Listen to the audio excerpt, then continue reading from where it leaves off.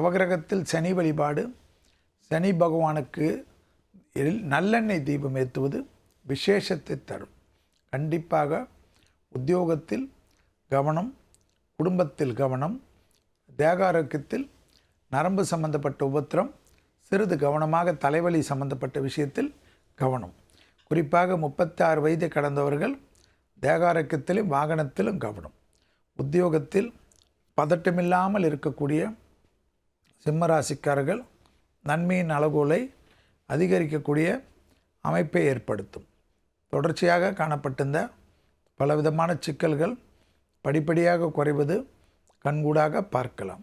சிம்மராசிக்காரர்களுக்கு உத்தியோகம், தொழில், வியாபாரம், படிப்பு போன்ற விஷயத்தில் தேவையில்லாத ஏதாவது ஒரு மன வருத்தம் யாராலாவது ஏற்படுத்தக்கூடிய அமைப்புகள் காணப்படும்.